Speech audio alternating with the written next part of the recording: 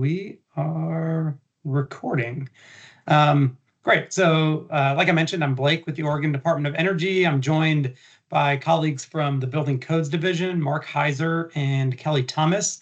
And you may notice that it's a little different face today than you might be used to emceeing this call. Usually my colleague Roger Kainu is the one to kind of lead the meeting and facilitate the meeting, but I'm standing in for Roger today, and hopefully I can at least come somewhat close to Roger's abilities to facilitate a meeting. So I'll go over just a quick agenda today. We've talked about the meeting description already. We'll look to Mark and Kelly from BCD to provide updates for the commercial code, then the mechanical code, then the Oregon residential energy code, and then I'll give a quick update on where we are with building performance standards. It's not necessarily the energy code, but it's complementary and related, and we know that a lot of the folks on this call are also interested and have probably been tracking along with our building performance standards process along the way. And maybe you haven't, maybe it's been separate, but nothing new to really discuss with our building performance standards program on this call, but just wanted to take the opportunity to provide a 5-minute update on what's been going on there if you haven't been tracking it. And then we'll have a quick wrap up and talk about our next meeting. But just along the way, please know that we'll have opportunities for Q&A as we work through each section of the agenda today. So please feel free to raise your hand and put a question in the chat, or you can raise your hand and voice it verbally, and we'll try to do a good job to keep track of that and call on folks as they do so. So with that, I think I'll turn it over to the BCD folks to work through our commercial code updates. Thank you very much, Blake. Mark Heiser with Building Codes Division. Wanted to give an update on the adoption and implementation process for the 2024 Oregon Energy Efficiency Specialty Code. We have pretty much made it through all of the pieces that we needed to get working tools, it looks like. So we are going to go ahead with the January 1st, 2025 as the effective date with the standard 6-month grace period. So July 1st of 2025, the 2024 OESC based on ASHRAE 90.1 2022 will be mandatory. For those of you out there and would like to reread the actual OEESC document, so this is where the document that ties together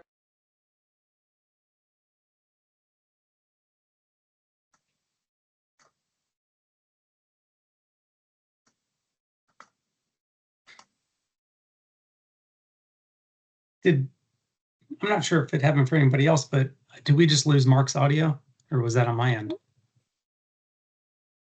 Yeah, I lost it as well. Okay. Let's see. Mark and Kelly, if you can hear us, we seem to have lost your connection. So we'll see if we can get them back. Can you hear us now? Yes. I can hear you. Yeah, I can. Yes. Wow. We can hear you. Yeah. What did they...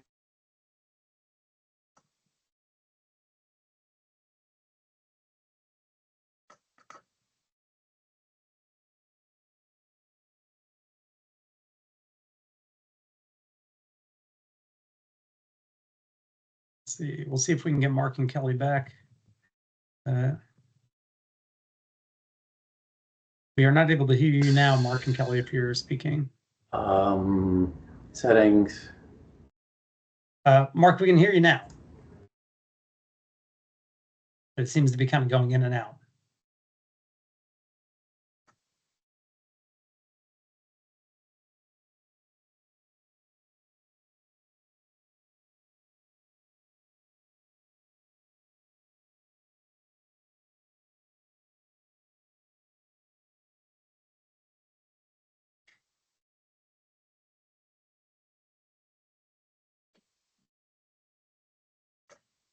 Well, I think in the meantime, why don't I go ahead and just give the update on our building performance standards work, and then maybe we can come back to Mark and Kelly for their piece on the energy code topics, and hopefully by then they're able to get back in.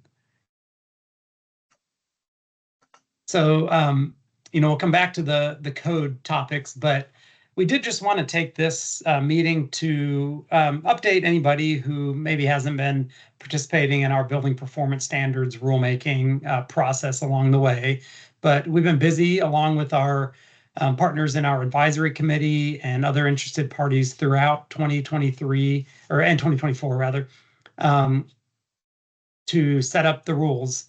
And we've held a series of 8 public RAC meetings, rulemaking advisory committee meetings, starting in 2023 and then kind of moving forward through 2024 to review the draft rules and what's known as ASHRAE Standard 100, taking that standard and modifying it for Oregon. So many thanks to the RAC and everyone who participated along the way there and folks who provided comments. So in addition to the RAC and public meetings, we held a rulemaking hearing in November. The rulemaking comment period, the public comment period, was open during the months of October and November. And we held that public comment hearing, which the public comments closed in the middle of November on November 15th. We've been taking those comments and we're working on our final draft rules, or our final rules, which will be published and filed by the end of the year on December 31st. So we're nearing the end of that process, and really thankful to all the great input and participation that we've had along the way. And what this will do is it'll establish the baseline requirements and performance targets and process for the large commercial buildings and multifamily buildings that are subject and covered by the building performance standards regulation. It'll provide that framework and the requirements that would need to be met when compliance kicks in for those buildings. And just some other activities that we're working on in addition to finalizing the rulemaking. We'll be making that Oregon-specific version of ASHRAE Standard 100 2024 available for download for free for Oregon users. It'll be available on the website sometime early in 2025, in January, just as soon as we can get it back from ASHRAE and work with ASHRAE to create that document. We've been going back and forth with them over the past few months for that. Just kind of in the final editing stages now as we finish our rules and work with ASHRAE for that. We've also held an incentive workshop last month, as we start to develop our incentive program. So a piece of this building performance standards program is to offer incentives for early and voluntary adoption of the performance standards. We've been really thankful for the input that we've gotten along the way so far from the public to help us identify our approach, availability for certain activities that could help a building owner to comply, how to allocate it equitably and in a fair manner. So something we're still working on and look forward to more activity for that in early 2025. We're also working with the county tax assessors and a number of other data sets and data sources to identify the covered buildings so that we can start communicating with building owners and notifying them of these building performance standards requirements. We'll also be developing, after we've got the rules final, we'll start developing educational activities and implementation materials, how-to guides, process workflows to help owners and industry understand the building performance standards requirements. And then further down the line, we'll be setting up a reporting and compliance portal that will be available once compliance actually starts. So the first date of compliance for the largest buildings is in 2028 for buildings 200,000 square feet and larger. And we hope to have that compliance portal online and functional before that so that folks can become familiar with it and we can start training and integrating it into our processes and the covered building owners' processes as well. So hopefully, Mark and Kelly, are you back? If you didn't kind of pick up on that, it looks like you're maybe connected by phone, I see. But I just went ahead and gave the building performance standards update first. So hopefully we can circle back around to the code pieces. Are you there? Sounds Sounds great. We're on a phone. Can you hear us now? But Yeah, it might yeah, we not be can. great audio, but we're here. Yeah, we can hear you. Sorry for your internet The whole struggles office. there, but yeah, great timing. But yeah.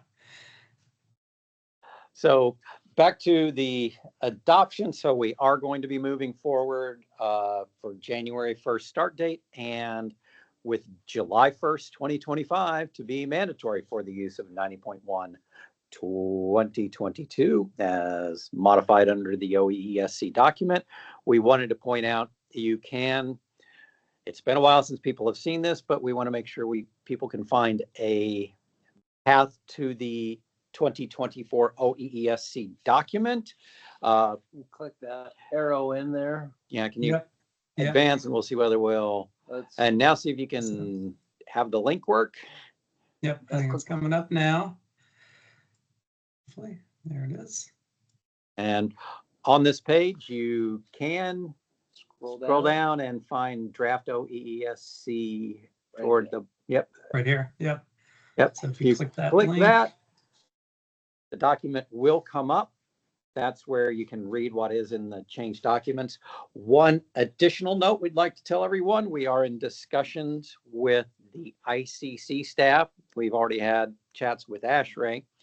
We are hoping that we can get a 2024 Oregon Energy Efficiency Specialty Code book that people can reference and purchase and look at it online as an integrated document. So ICC may host it. It will make it a lot easier for people to find the book. We should find out something at the first of the year, whether we can get that,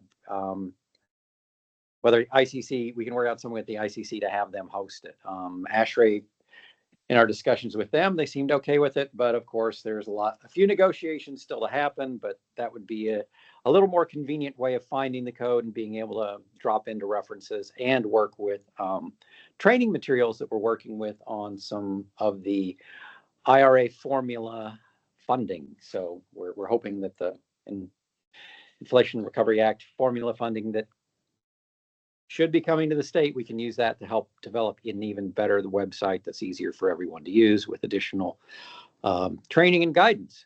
So that is it on the energy code. If people have questions about the OEESC, we'd be happy to answer them right now. I'm not seeing any questions in the chat, and I don't see any hands raised. So I think we can proceed. Thank you. Okay, we can close out that and go back to our wonderful. Here we go. Next up is reach code, commercial reach code. Okay, let's see here. What's our date? We are on the 11th of December. Last date for putting any proposals is if any people are looking to get anything put in for the 2024-2025 Oregon Commercial Reach Code. They are due as of December 15th. We haven't received anything as of the 4th when we put this document together for today's meeting. With that, there will be a rulemaking advisory committee that is scheduled for putting the commercial reach code out for January 15th of next year. And then after that meeting, we will be taking everything to the SEEB on March 18th for use. As it stands currently, we're looking at really modifying, updating the performance path to perform better than the 2022 ASHRAE 90.1 versus in the previous version, it was to the 2019 version of ASHRAE. The one additional thing we'll do is to duplicate for multifamily housing. One of the paths will be to go with the Energy Star tax incentive program for multifamily housing. That way we're hoping to encourage and point people toward ways to get federal funding to incentivize high efficiency multifamily housing. Those are the current division pieces for the baseline for the code. Again, additional chances for people to put in input at the rulemaking hearing if you want to put in additional information and comment. Also, again, at the Construction Industry Energy Board meeting. And we're hoping to have that available on January 1st, 2025, when the commercial energy code is also mandatory. So we'll have a reach code at that point too. July 1st. I think March is July 1st. January, but July, okay, it's a yeah. little All right. So that's really quick, Mark. It's a J. It's a J. Yeah, we were going to travel back in time. I apologize. So that is the latest on the reach code. I think. Did I see? We don't have a big screen to see the chat at the same time, so. Yeah, I'm kind of monitoring the chat, Mark, and if you're ready for, there is a question in the chat. I can read it out. Yep. Question from Jim Edelson. The question is there going to be an energy analysis of the 2024 OESC, and when will it be available? Will there be an energy analysis of the adoption of 90.1 2022? We're not going to hire, at this point, we're not planning on hiring the folks from University of Oregon at this point to look at it. Any analysis would probably be done via either NIA or the Fed, really via the feds. They're the ones who do that analysis at this point. We straight adopt to the greatest extent possible 90.1. So. Yeah. All right. Thanks, Mark. yeah, any trade-offs in the OESC are counterset by or are offset by, let's say vestibule exception. You've got to get 5 additional points or 5 additional credits. So everything's offset. There is no so. Yeah, in the move to the 2022 with credits, if there are any, exceptions or changes, if they're energy related, they're tied to getting additional credits. So based on the analysis and the points assigned to those for different building types. So, yeah, it looks like Jim has his hand raised maybe for a follow-up. Go ahead, Jim. Yeah, hi, Mark. I guess my question was more related to the renewable provisions in 90.1 2022 that I don't think will be in the OESE, and how that would impact the performance of the code. How it affects the performance of the code? Well, the PNNL published numbers with and without the renewables, so we know what the numbers are right off the bat for those. If you look at the final determination published by US DOE, they have the numbers with and without. If you'd like, we can point you to that study. Yeah, thanks. So you'll be using the without numbers. Okay, thank you. Yeah.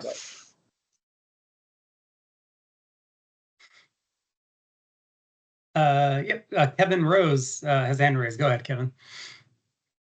Yeah, Kevin Rose from the quick clarification on that last point, the with and without renewables. Does the PNNL methodology is available in there data that recognizes that the 2024 OEESC not only doesn't require renewable generation, but it also reduces the number of credits required by that renewables credit amount. This is sort of Actually, a wonky conversation, but do you understand what I'm asking? I can give a quick answer on that one. Automatically, if there is not a renewable source available or you cannot install renewables, there's an automatic calculation within 90.1 and it is an allowance. So because all buildings in Oregon won't have a renewable source or can't, and some are not able to take advantage or install renewables, every building gets that allowance. So it's an automatic calculation. It's when you don't have a renewable resource or can't install renewables, the code actually says reduce the numbers and it's automatic in CommCheck. Okay. So automatic and com check, but does that P&L report you mentioned before reflect that situation where Yes, that has? I Okay. believe so, but yeah. there's with Yeah. and without. Yeah. So we are without. Got it. Thank you. All right, thanks for the questions. I actually had one, Mark, for the January 15th Rulemaking Advisory Committee. Has that committee been set? It will be just like the last one. It will be like a general rulemaking hearing. Whoever shows up is part of the committee. Got it. Okay, so that's just open, open participation. If you show up, you're on the committee. That's correct. Okay, thanks. Yeah.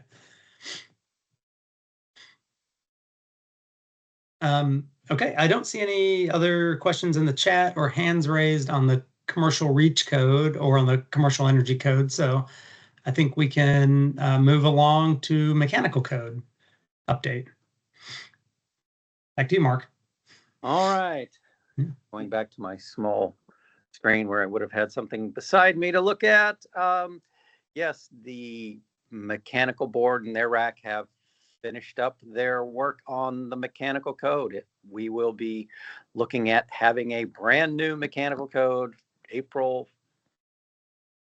October 1st of 2025. We're going to start the use of and book should be out soon.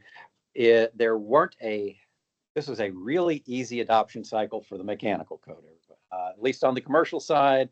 A few minor fixes that were done, but really it's the 2022 International Mechanical Code with a smattering of Oregon amendments. Pretty much all of them were already in place. A few clarifications were added. We did do a big thing coming up, of course, is the change on refrigerant regulations, and something that was missed at the model code level, but will be going into our code because we were made aware of it, had to do with